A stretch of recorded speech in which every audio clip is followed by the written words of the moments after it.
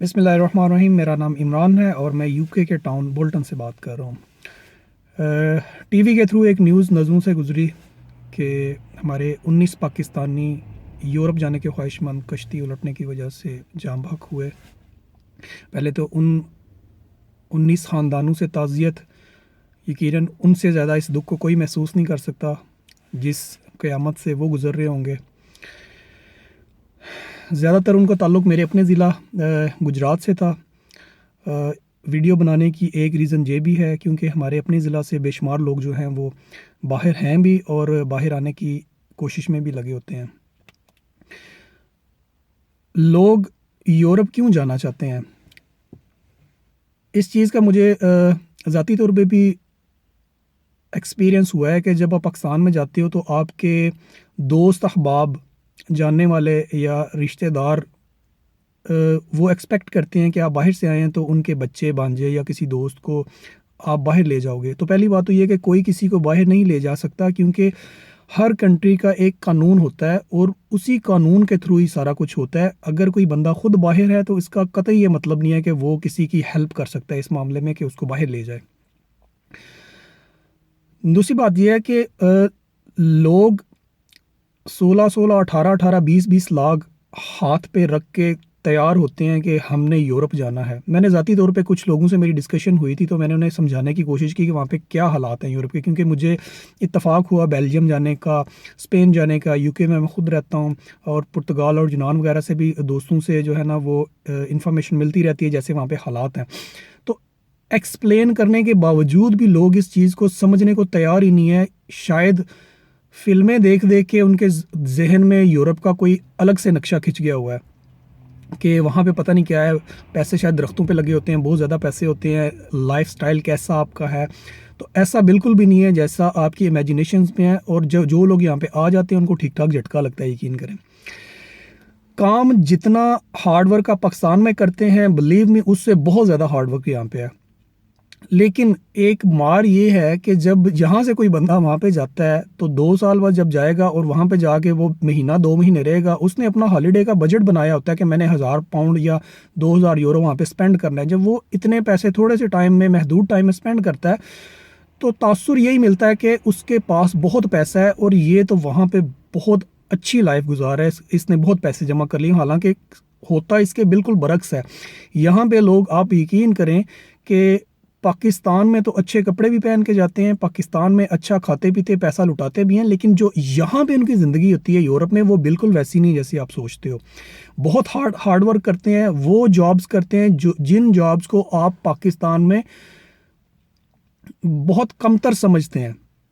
इस तरह के काम भी लोग यहाँ पे करते हैं। ये एक अलग बात है कि यहाँ पे किसी काम को कमतर नहीं समझा जाता। हर बंदा जो है वो काम कर रहा हो तो उस काम की इज्जत है, जो अनफॉर्चुनेटली पाकिस्तान में नहीं है। रहने के लिहाज से मुझे यूरोपियन कंट्रीज़ का जो देखने का इत्तेफाक हुआ, वहाँ पे एक एक कमरे में 4-4 लोग रहते हैं। एक छोटे छोटे घर, इतने छोटे घर हैं कि जितने पाकिस्तान में एटलीस्ट मुझे नहीं लगता कोई भी छोटे से छोटा, क्योंकि वहाँ पे तो मरलों में घर होते हैं, तो छोटे से छोटा भी घर इन घरों से शायद बड़ा ही होगा जितने यहाँ पे घर हैं। एवरेज घर जहाँ पे आके सिंगल लोग रहते हैं जो आते हैं यहाँ पे। एवरेज इनकम जो है वो 600-650 यूरो यूरोप की। जिसको काम मिल जाता है वो उसके लिए है, जिसको नहीं मिलता उसके लिए तो वो भी नहीं है। तो 650 यूरो में आपने रहना भी है, खाना पीना भी है, और अगर आपके पेपर बन गए हुए हैं तो आपने पाकिस्तान जाना है, टिकट भी लेनी है और वहाँ पे रिश्तेदारों और दोस्तों की एक्सपेक्टेशंस के मुताबिक कुछ ना कुछ ले के भी जाना है। और आपने सेव क्या किया, घर का किचन भी आपने चलाना है। तो अगर आप 300 भी यहाँ पे लगाओगे और अपनी जान मार के 300, 350 अगर सेव कर लोगे तो भाईजान वो 40-45 हज़ार बनता है। 16 लाख लगा के या 18 लाख लगा के इस तरह की ज़िंदगी ले के, जिसमें ना आपके बहन भाई हैं, ना आपके दोस्त हैं, एक अलग दुनिया है और एक छोटा सा दड़बानुमा घर है, और आपने 40-45 हज़ार कमा लिया तो आपने क्या तीर मारा। अगर आप वहाँ पे ये पैसे लगा के एक कार लेके टैक्सी स्टैंड पे भी खड़ी कर देंगे, मुझे नहीं लगता अगर इससे आप बहुत ज़्यादा कम ना कमाएंगे तो इतना तो कमा लेंगे कि आपकी गुजर बसर हो सके और अपनी फैमिली के दरमियान ही। अच्छा, पहले ये था कि लोग यूरोप जाते थे तो वहाँ पे 10 سال 12 سال بعد پاسپورٹ مل جاتا تھا، وہ سمجھا جاتا یہ ایک سٹرگل ہے، اس کے بعد ہم پاسپورٹ لے کے تو انگلینڈ چلے جائیں گے، UK چلے جائیں گے اور وہاں پہ سیٹل ہو جائیں گے۔ تو اب تو یہ بھی رستہ بند ہو گیا۔ انہوں نے UK نے فیصلہ کر لیا یورپی یونین سے باہر نکلنے کا، وہ سارا کچھ فائنل ہو گیا، ریفرنڈم ہو چکا، اب وہ وہاں سے امیگرینٹس یورپین یہاں پہ نہیں لیں گے۔ تو اب جس کے بھی ڈاکومنٹس بنیں گے آبویسلی اس نے ادھر ہی رہنا ہے۔ اچھا، لائف سٹائل بھی ہو گیا، انکم بھی ہو گئی، UK آنے والا رستہ بھی بند ہو گیا۔ سوال یہ ہے کہ یہ سارے اتنے تلخ حقائق ہیں، تو جو یہاں پہ رہتے ہیں لوگ وہ خود چھوڑ کے کیوں نہیں آ جاتے؟ تو جب بندہ پہلے پاکستان سے یہاں پہ آتا ہے نا، تو 5 سال تک تو بندہ سٹرگل کرتا ہے کہ میں نے سیٹ ہونا ہے یہاں پہ، میں نے یہاں کے ڈاکومنٹس لینے، میں نے یہ کرنا ہے، میں نے وہ کرنا ہے۔ اچھا، کچھ کامیاب ہو جاتے ہیں تو وہ رہنا شروع ہو جاتے ہیں، کچھ کامیاب نہیں ہوتے۔ جو بیچارے نہیں کامیاب ہوتے وہ بھی اسی کشمکش میں زندگی گزارتے ہیں کہ اب واپس جا کے کریں گے کیا، کیونکہ وہ پیسوں کے عادی نہیں ہو گئے یہاں پہ کہ پیسہ بہت زیادہ ہے، وہ سسٹم کے عادی ہو گئے ہیں، وہ اس سسٹم کے عادی ہو گئے ہیں جو ان کو پاکستان میں نظر نہیں آتا، وہ اپنے آپ کو انفٹ فیل کرتے ہیں پاکستان کے سسٹم میں، نظام میں۔ تو وہ ایک فیئر ہے ان کے ذہن میں۔ بدقسمتی سے ایسے حالات نہیں ہیں پاکستان کے کہ وہاں سے بندے یہ سوچیں کہ ہم نے باہر نہیں جانا۔ ہر بندے کی کوشش یہی ہوتی ہے کہ ہم وہاں سے نکلیں اور باہر آ جائیں اور اپنی فیملی کو سپورٹ کر سکیں۔ لیکن آپ یہ اچھی سوچ ہے، آپ اپنی فیملی کو سپورٹ کرو۔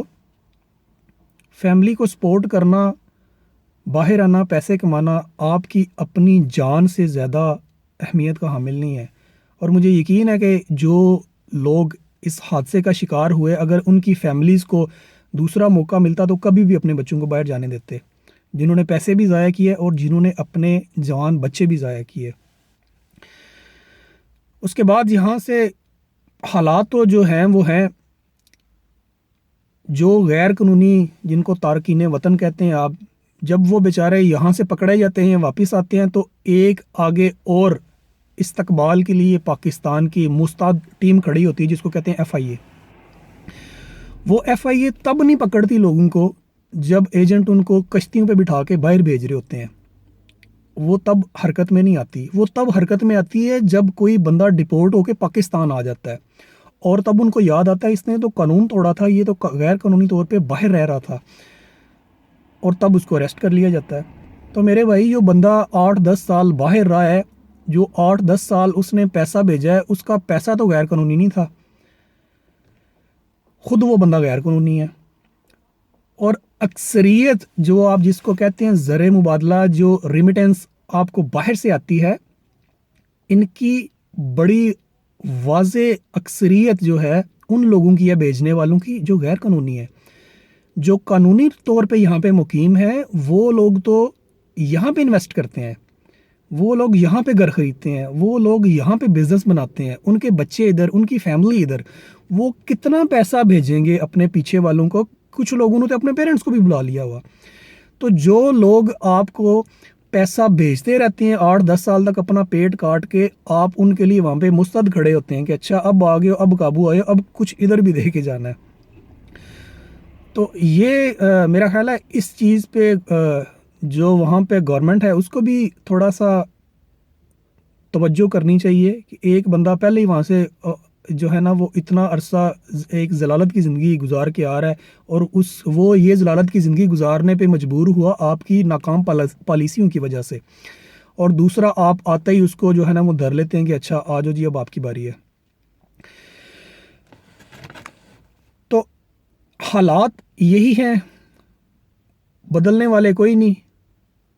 سبز باغ ایسی چیز ہے جو مجبور بندہ بڑے شوق سے دیکھتا ہے، اور جن لوگوں کو احساس ہوتا ہے کہ وہ یہ دیکھنا چاہتے ہیں، جو کلیور لوگ ہیں وہ ان کو دکھاتے بھی ہیں، لیکن خدا کے لیے اپنے بچوں کو پیسوں کی خاطر ان کی جان قربان نہ کریں۔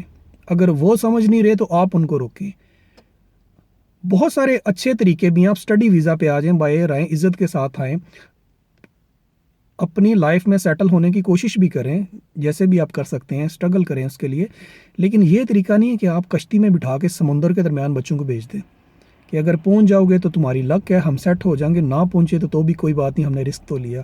تو زندگی اتنی ارزاں نہیں ہے کہ آپ ایسے اپنے بچوں کو باہر بھیج دیں. اگر کوئی ایک بندہ بھی اس بات کو سمجھ جائے ویڈیو دیکھ کے اور کسی پیرنٹ کے دل میں یہ بات آ جائے تو مجھے لگے گا کہ میں نے یہ جو ٹائم لگایا ہے وہ پورا ہو گیا. Thank you so much.